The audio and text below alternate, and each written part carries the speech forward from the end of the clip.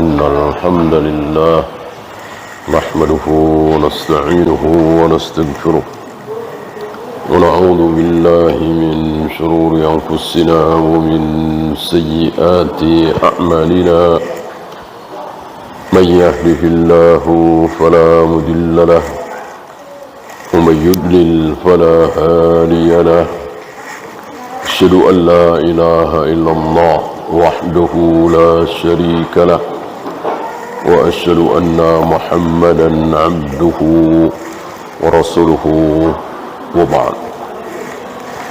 Kita sampai hadis 43. Wa an Anas radhiyallahu anhu qala qala Rasulullah sallallahu alaihi wasallam idza arada Allahu bi'abdihi khairan, apabila Allah menghendaki kebaikan pada diri seorang hamba, berarti hamba itu baik atau buruk, soleh apa ahli maksiat, itu atas kehendak Allah.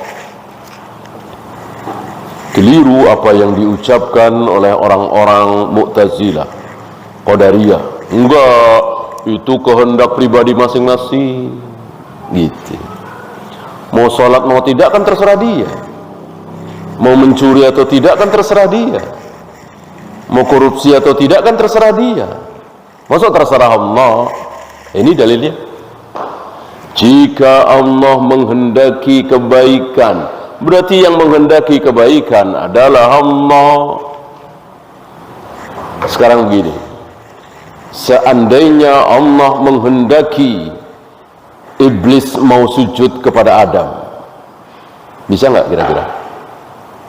Bisa nggak kira-kira? Oh, nggak bisa dong. Emang maunya iblis nggak mau sujud, maunya Allah maunya sujud.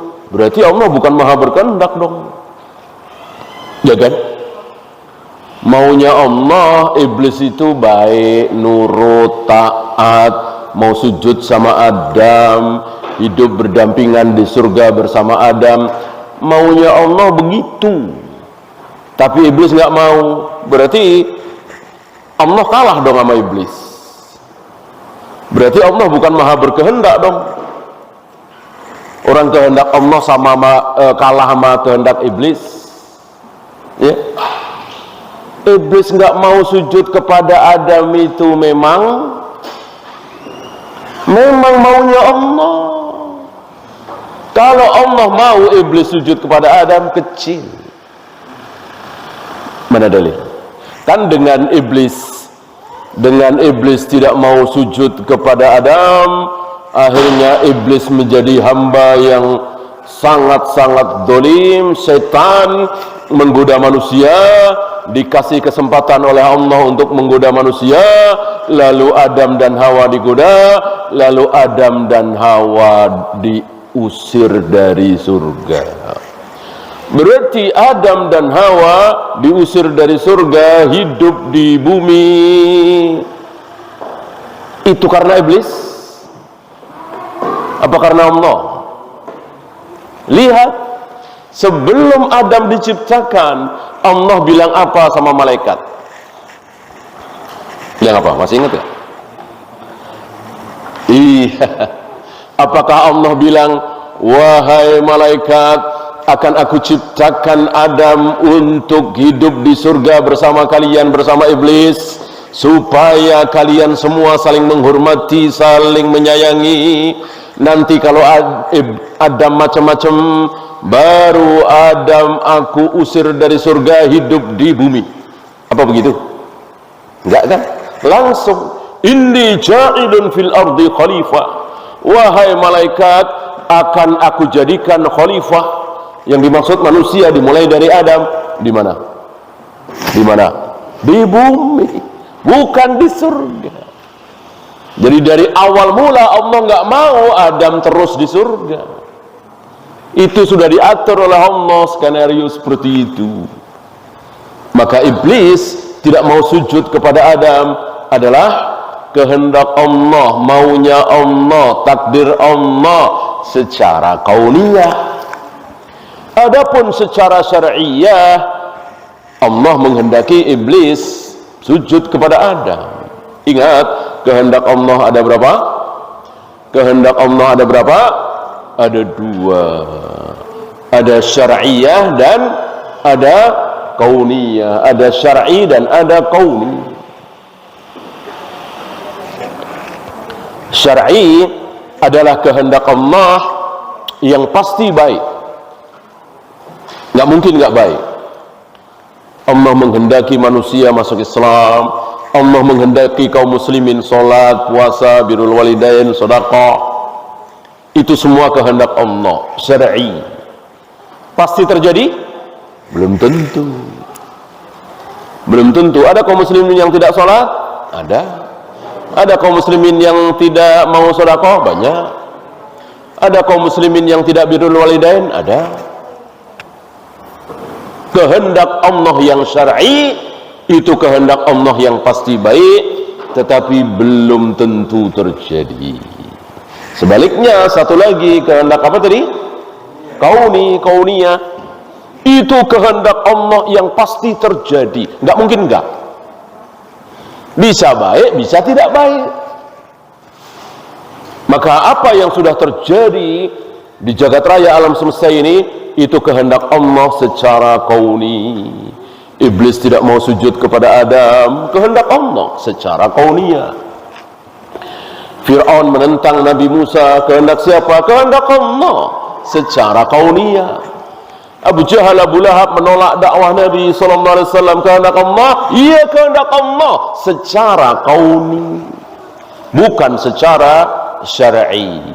Kalau secara syar'i, Allah menghendaki seluruh manusia termasuk Abu Jahal, Abu Lahab beriman kepada Nabi SAW. Ya. Nah, ini salah satu dalilnya.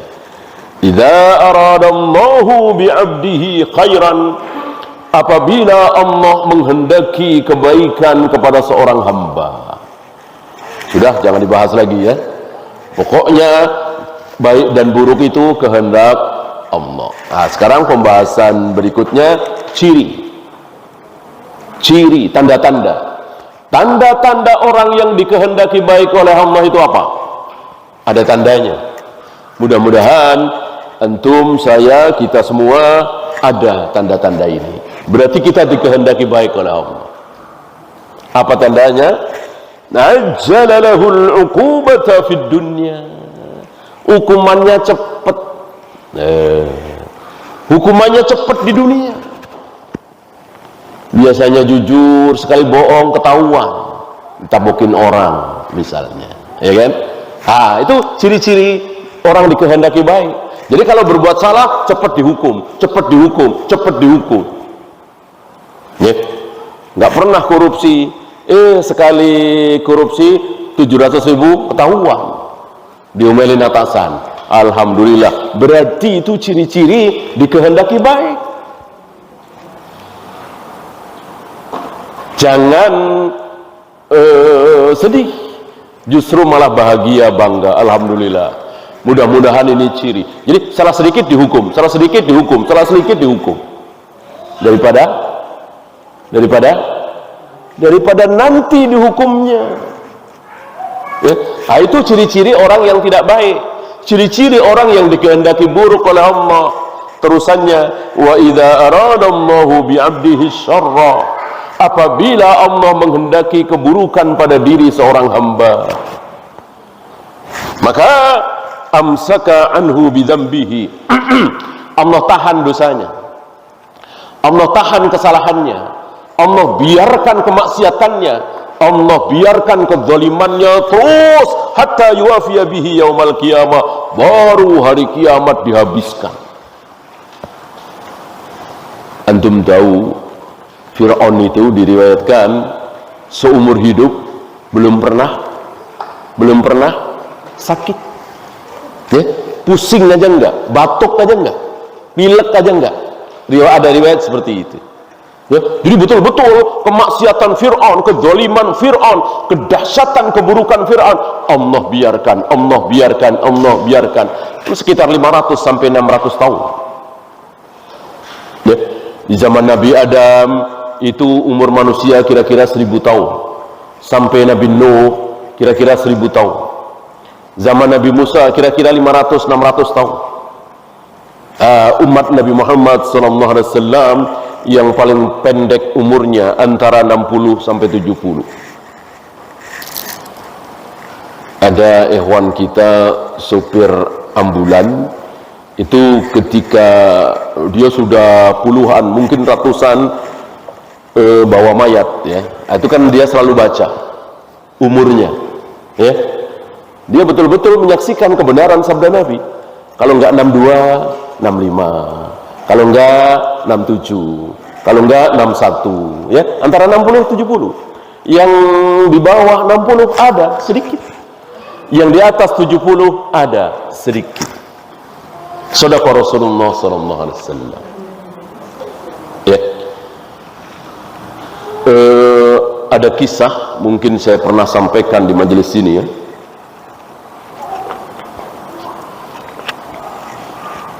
Ada seorang ibu-ibu punya anak remaja meninggal. Ada seorang ibu-ibu punya anak remaja, mungkin udah nikah ya, tapi masih muda gitu. Menangis sedih ibu-ibu ini. Belum tahu anak remajanya ini umur berapa si anak ini? Umur 300 tahun. Umurnya 300 tahun. Ini di zaman Nabi Nuh ya. Sedih si ibu-ibu ini. Mungkin ibu-ibu ini umurnya sudah 800 tahun apa 900 tahun. Lalu dihibur oleh Nabi Nuh. Sabar, terima saja ya. Nanti umat di akhir zaman gak ada yang sampai 300 tahun. Anakmu umur 300 tahun, alhamdulillah itu sudah panjang sekali. Nanti umat Nabi terakhir umurnya cuma 60-an, nggak sampai 70-an rata-rata. Kaget si ibu ini. Si ibu ini kaget. Apa ada orang yang umur segitu?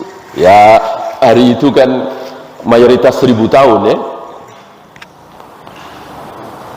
Lalu si ibu ini mengatakan, kalau begitu yang beriman dari mereka mungkin nggak mikir dunia, mungkin nggak pusing dengan dagang, karir, jabatan.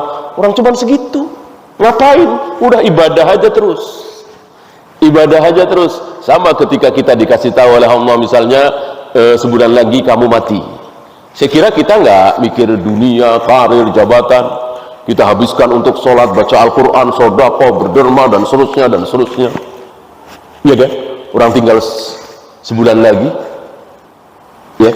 Nah, ini 60 tahun pendek sekali menurut si ibu ini. Orang hari itu manusia rata-rata 900-1000 tahun.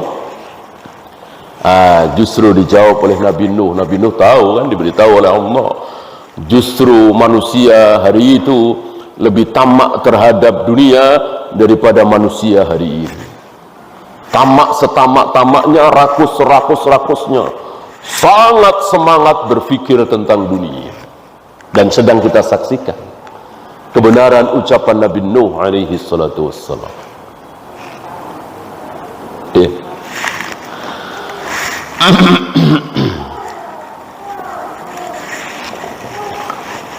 Wa idza aradallahu bi'abdihi syarra, dan jika Allah menghendaki keburukan kepada seorang hamba, maka Allah tahan keburukannya itu, dosanya itu, kedzalimannya itu.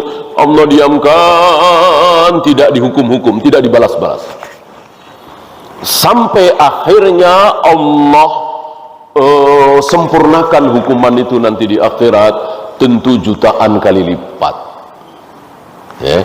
Maka jangan senang, jangan bangga ketika kita berbuat maksiat, nggak ada yang tahu, nyaman, tenang ya. Bohong sana, bohong sini, tipu sana, tipu sini, korupsi sana, korupsi sini, nggak ada yang tahu. Harta terus berlimpah ruah, Jangan bangga, jangan senang, justru mestinya gemetar ketakutan. Jangan-jangan saya dikehendaki buruk oleh Allah. Ya. Nah, maka saya teringat tahun 98, 99, 2000 ya. Bagaimana presiden hari itu sebelumnya ya, Pak Harto ya, dicaci, dimaki, dihujat, dijelek-jelekkan ya. Mudah-mudahan ini sebagai penghapus dosa beliau. Nggak ada manusia yang tidak pernah berdosa ya kan, dihukum gitu oleh Allah, dihukum daripada Fir'aun, daripada Namrud, Qarun, Abu Jahal, Abu Lahab, dan orang-orang kafir hari ini. Begitu mentereng, begitu harum namanya, begitu terkenal, disanjung-sanjung. Nggak tahu nanti di akhirat diperlakukan seperti apa oleh Allah. Mau seperti itu, tentu nggak ada yang mau dari kita. Maka biarlah ya, salah sedikit dihukum, salah sedikit masuk angin, salah sedikit sakit perut, nggak apa-apa ya. Bahkan ada seseorang ketika sakit itu nggak ingat dokter, nggak ingat rumah sakit, nggak ingat obat. Ini zaman dulu ya, mudah-mudahan sekarang masih ada. Jadi ketika sakit itu nggak ingat dokter, nggak ingat obat, nggak ingat rumah sakit, nggak ingat klinik. Yang diingat nyari, nggak nyari dokter, nggak nyari rumah sakit. Yang dicari orang miskin. Yang dicari orang miskin. Ngapain? Sedekah. Gitu. Jadi ketika dia sakit, seolah itu teguran dari Allah. Saya kurang sedekah, saya sedikit sedekahnya. Lalu ditambah, kan sabda Nabi itu, mana mungkin sabda Nabi salah, mana mungkin Nabi bohong. Wadawu amrodakum bis sedekah, obati penyakit kalian dengan cara memperbanyak sedekah ya. Maka kalau antum mau, saya ajak. Kalau antum mau, saya ajak ya. Udah stop itu setoran asuransi. Lumayan kan? Mungkin ada yang 300.000 tiap bulan, ada yang 200.000 tiap bulan, ada yang 400.000 tiap bulan. Stop ya. Tapi jangan dikantongi, tapi diberikan ke fakir miskin. Saya yakin kiri kanan kita banyak fakir miskin. Sama-sama 200.000, sama-sama 300.000 ya. Ini kalau mau sikoh dengan sabda Nabi, kalau mau yakin dengan sabda Nabi ya. Kalau orang kafir kan nggak mungkin percaya, apa hubungannya sedekah sama nggak sakit, apa hubungannya? Justru itu malah gimana ya, daripada sedekah ya mending buat beli obat ya. Tadilah mendingan buat asuransi. Rupanya cara berpikir orang-orang kafir menular ke kita. Orang kafir nggak punya nabi, orang kafir nggak punya dipercaya ya. Saya kira agama mereka nggak ada mungkin faidah seperti itu. Agama kita ada. Nabi SAW manusia paling jujur di muka bumi ini, belum pernah sekalipun bohong. Nabi Ibrahim kan 3 kali itu, 3 kali bohong tapi nggak dosa karena tauriah ya, bukan bohong secara vulgar gitu, sorry, tetapi tauriah. Seperti bohong tapi tidak bohong. Adapun Rasulullah Muhammad SAW sekalipun belum pernah berbohong. Termasuk sabda beliau, jika kalian ingin dijauhkan dari berbagai macam penyakit, sedekahlah. Masuk kita nggak percaya ya. Kalau asuransi kan nggak mencegah penyakit, cuman kalau sakit biaya rumah sakitnya ditanggung, itu doang kan. Kalau ini nggak sakit ya. Barangkali antum punya paman, bibi, keponakan, sepupu, keluarga dulu lah, keluarga dekat dulu yang masih ada hubungan darah, yang membutuhkan ya, Ya nggak mampu 200.000, 100.000, nggak mampu 100.000, 50.000, nggak mampu 50.000, 25.000. Ya. Kan Allah nggak lihat jumlah, yang dilihat prosentase. Ya. Walaupun 1 juta, tapi uangnya miliaran, kecil pahalanya. Walaupun cuman 25.000, tapi uang dia semuanya cuman 50.000, besar. Itu yang dimaksud oleh Nabi, 1 dirham mengalahkan 2 dirham. Sedekah 1 dirham pahalanya mengalahkan sedekah yang 2 dirham. Kenapa? Karena yang sedekah 1 dirham itu hartanya cuman 2 dirham. Nah, sementara yang sedekah 2 dirham hartanya ratusan dirham. Jadi Allah tidak melihat jumlah, tapi melihat pengorbanan, prosentase. Wa qala an-nabiy sallallahu alaihi wasallam, jadi ada 2 hadis di 43 ini, tapi semakna. Inna 'idhamal jazaa'i ma'a 'idhamil bala'. Besarnya balasan itu berbanding lurus dengan besarnya ujian. Ujian sedang, pahalanya sedang. Ujian kecil, pahalanya kecil. Ujiannya besar, pahalanya besar. Wa inna Allah ta'ala idza ahabba qauman ibtalahum. Allah jika mencintai seseorang, satu kaum, maka Allah akan uji kaum itu. Kalau Allah mencintai seseorang, Allah akan uji orang itu. Diuji. Faman radiya falahur ridha. Kalau dia ridha dengan ujian itu, maka Allah ridha. Kalau dia murka, marah dengan ujian itu, Allah juga marah. Maka wajib kita ridha ketika kita diuji. Minimal sabar. Ridha lebih tinggi dari sabar. Ini kan masih bab sabar ya. Sabar wajib, ridha tidak wajib. Sabar wajib, ridha lebih tinggi ya. Minimal sabar.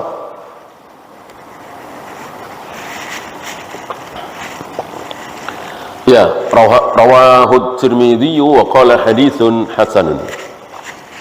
Hadis ini riwayat Imam At-Tirmidzi dan beliau mengatakan hadis hasan. Salim bin Id Al-Hilali pensyarah kitab ini membahas hadis ini dengan lumayan panjang.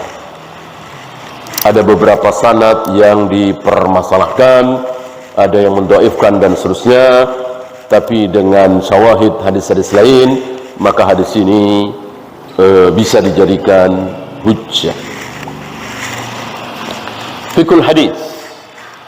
Sebelum kita bersoal jawab, ada beberapa fawaid. Yang pertama, ta'jilul uqubati fid dunya amaratu khairin aradahu Allahu bi'abdihi.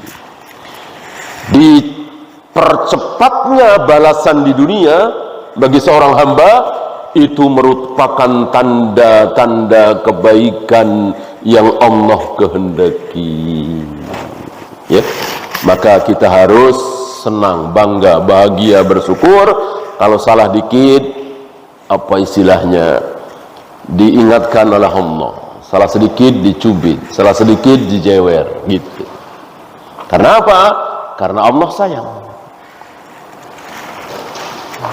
Kalau nggak sayang ya dibiarkan.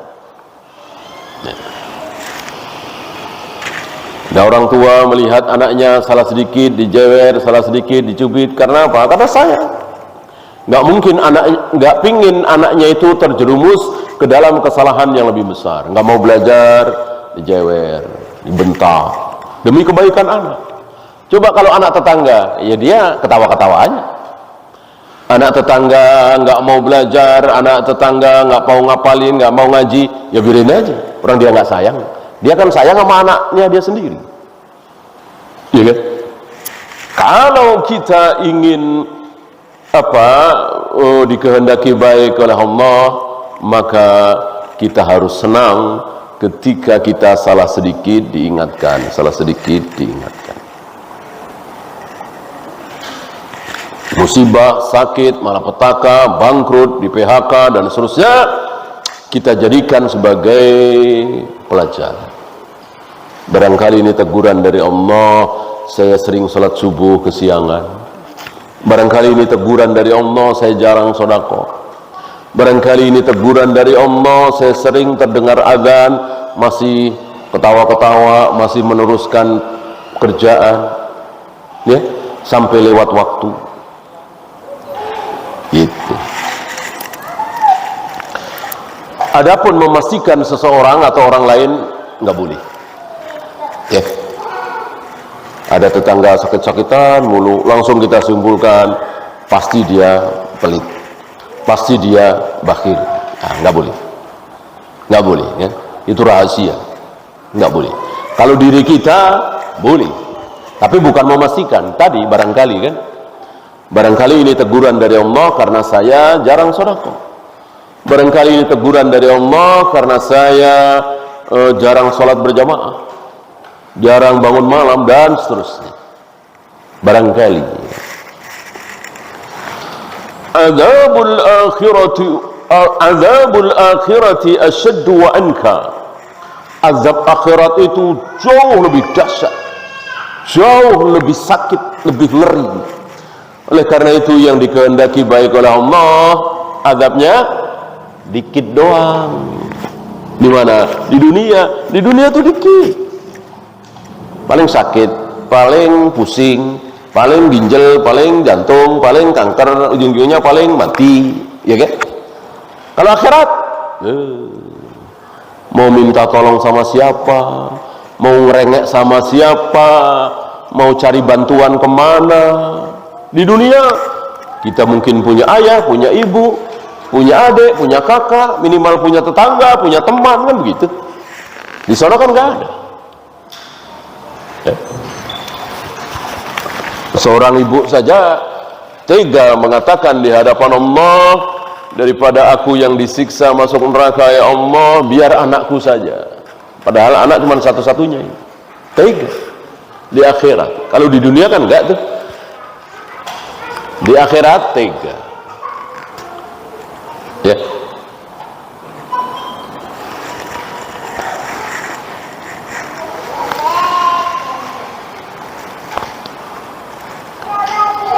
Yubtalan nasu ala hasabi dinihim.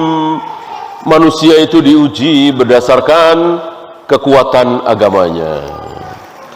Maka ujian, seberat-berat ujian yang Allah timpakan kepada siapa? Imam Syafi'i, Imam Bukhari misalnya, kalah dengan ujian yang Allah timpakan kepada para tabi'in. Hasan Basri misalnya, Tawus misalnya, Atha bin Abi Rabah. Kalah lagi dengan ujian yang Allah timpakan kepada para sahabat. Abu Bakar misalnya, Umar misalnya, Utsman, Ali. Kalah lagi dengan ujian yang Allah timpakan kepada Nabi Yunus misalnya, kan Nabi. Semulia-mulia Abu Bakar, Umar, nggak mungkin menyamai derajat Nabi Yunus. Ya, lebih berat lagi ujian yang Allah timpakan kepada Nabi Isa. Lebih berat lagi yang Allah timpakan kepada Nabi Ibrahim. Dan yang terberat adalah ujian Allah kepada Nabi Muhammad SAW, karena beliau yang paling bertakwa, yang paling berilmu, yang paling saleh. Cuman yang tahu berat ringannya kan hanya Allah, bukan kita, bukan mata kita, bukan telinga kita, bukan perasaan kita. Ya. Rasul apa sih ujiannya? Dibakar enggak? Kalau Nabi Ibrahim kan dibakar misalnya, ya kan? Rasul kalah mungkin dengan Nabi Ayub. Nabi Ayub kan dibikin sakit selama bertahun-tahun, sakit kulit gatal. Itu kan berat sekali. Nabi Muhammad enggak segitunya. Nah, hanya Allah yang tahu. Ya, di mata kita iya, itu berat sekali Nabi Ayub. Tapi kalah dengan ujian yang Allah timpakan kepada Nabi Muhammad SAW. Ujian terberat adalah ujian yang Allah timpakan kepada manusia yang paling mulia, paling bertakwa. Ya. Nanti di surga sebaliknya. Di surga sebaliknya. Yang paling lezat, yang paling nikmat, yang paling indah, surganya siapa? Tentu Nabi Muhammad SAW. Setelah itu surganya siapa? Nabi Ibrahim. Setelah itu yang ulul azmi, yang 4 itu. Setelah itu para nabi yang bukan rasul, dan seterusnya dan seterusnya. Ya. Dan berat ringannya ujian itu tergantung dari orangnya. Gitu ya. Si A diuji dengan kemiskinan, biasa dia, biasa. Kenapa? Udah miskin dari kecil, ya? Udah biasa diuji dengan kemiskinan. Si B diuji dengan kemiskinan, berat sekali. Gitu. Si A diuji dengan wanita biasa, kuat dia. Si B nggak kuat. Sebaliknya, si B diuji dengan pangkat jabatan biasa aja, tetap sholat, tetap ngaji. Si A nggak kuat. Nah, begitu. Jadi tergantung orang. Ya. Ambil contoh ujian yang sangat berat bagi Nabi Muhammad Rasulullah SAW adalah menikahi, disuruh nikah sama mantunya, mantu tanda kutip ya. Padahal terkenal beliau mempunyai sifat apa? Salah satu sifat menonjol pada diri beliau adalah pemalu, malu. Sifat pemalu beliau yang luar biasa pemalu, malah dibuka aibnya, dibuka perasaan hati beliau terhadap Zainab. Apa enggak berat sekali itu?